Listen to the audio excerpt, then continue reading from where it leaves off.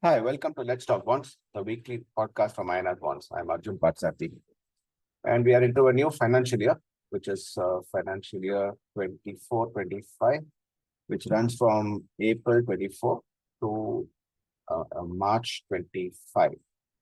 So, when we say what does what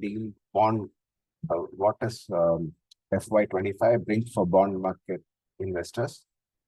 It means what does this financial year bring for investors, bond investors? A lot of going on in the bond market. Uh, clearly have positives and negatives.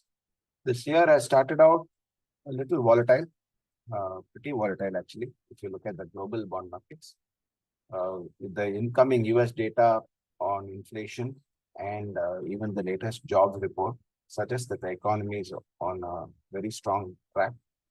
And inflation is doesn't look to come into the Fed target for a while yet. 10-year US Treasury yields, after going below 4%, has now closed the week at 4.4%. Clearly, the market is now expecting the Fed to start reducing rates anytime soon, even though Fed has guided for rate cuts. Now, this could actually, we'll have to see how this whole scenario pans out going into the year. There is election year in the US, election year in India, a lot of political risk as well in the market given elections. And with all this, bond markets and will be circumspect, especially with the fact that inflation is rising and with rates still at very high levels. And globally too, still a lot of unrest on the geopolitical front. So that nothing seems to be too certain in this market at this point of time.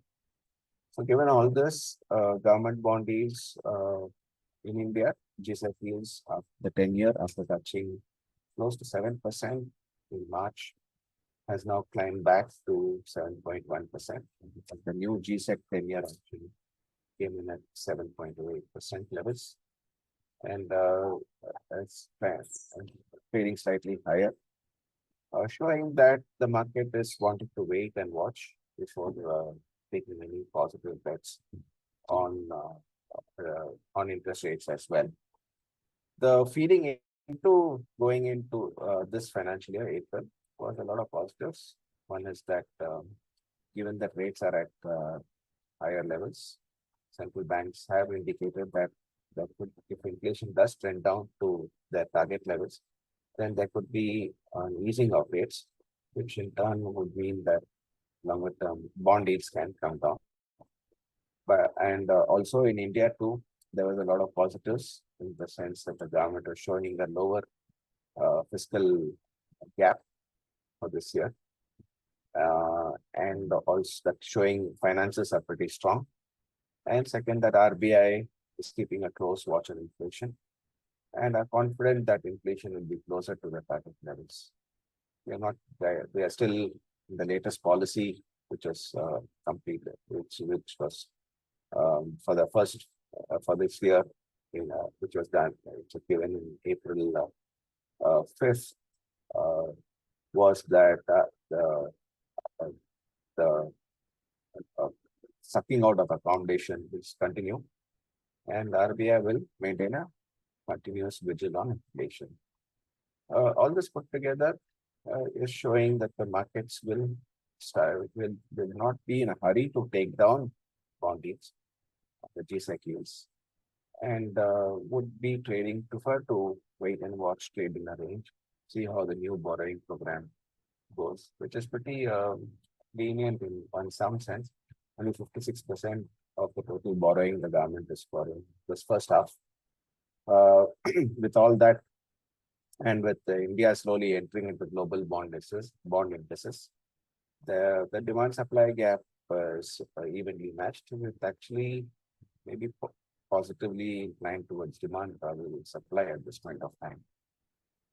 So with all this, with inflation staying steady and RBI staying put on rates, but maintaining a vigil on inflation, there is definitely a range bound scenario for the next quarter at least. Once the election is over, there'll be a new budget, and markets will see what kind of noises and the new government will make into the full budget, full first budget after the elections. So it's a wait and watch at this point of time. Long-term investors looking to build duration on interest rates can look to slowly participate in the market at this point of time, um, and take it with a view that rates can come off if government finances are looking good, then inflation is kept under control, and RBI is able to manage the whole rate process accordingly. On the corporate bond side, there is going to be a lot more issuances. Definitely a lot of growth is seen in the economy. Lenders are seeing good traction. And when lenders are seeing good traction, they will grow their balance sheets. And when they grow their balance sheets, then there will be more borrowings because they'll have to fund their assets. And they will come to the bond market to fund their assets as it diversifies their borrowing programs as well, the liability side. And given that there is economy is on track to do a good job this year, manufacturing and other services sector will also be building up capacities. And when they build up capacity, there will be requirement for more funds. They will go to the banks and the bond markets to borrow. So corporate bonds are going to see a lot of action. So in the last 1 year, we saw there was record issuances of InvITs as well. And rates can be a big, InvITs and rates are being given a thrust by the regulators and policymakers, given that it is a way of securitizing and also a way of raising more funds rather than going to banks. And for the government, InvITs can be a very strong route for infrastructure funding. So all put together, there is going to be a lot of scope for bond investors to invest in a variety of segments, giving a very decent risk return profile. And this will enable a much wider, higher depth in the corporate bond market, and with lot more variety and lot more structures, with options available for investors, there will definitely be a lot more investment opportunities in the bond market for investors. So all put together, this year looks promising for bond investors. A brief period of where the market watches leading up to the elections. But post that, the market should get on track, and the corporate bond issuances will increase. Government bonds will take its own course, depending on how inflation and growth pans out, and global situation also plans out. But with India now seeing more demand from global bond investors, even inclusion in index, markets will also watch for how much of money comes in through that front. And if that's looking very promising, then you have a very strong traction for bond markets. Thank you very much for listening in. INR bonds is always on the forefront of the bond markets, bringing you bonds towards cutting edge, state-of-the-art electronic bond platform for investors wanting to access bond market through a very easy, seamless, highly transparent, and very informative electronic route. Get the best prices, get the most information, and select the best bonds for your portfolios.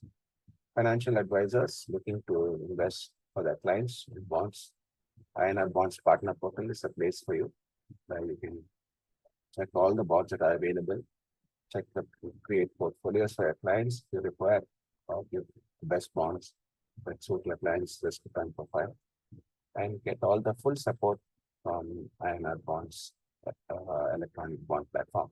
And our bonds is a SEBI registered online bond platform provider. And all transactions are done through the NSE stock exchange. Thank you very much for listening. And do follow us on all podcast channels and uh, do pass your comments if you have any comments. If you want to add on to the podcast. Thank you.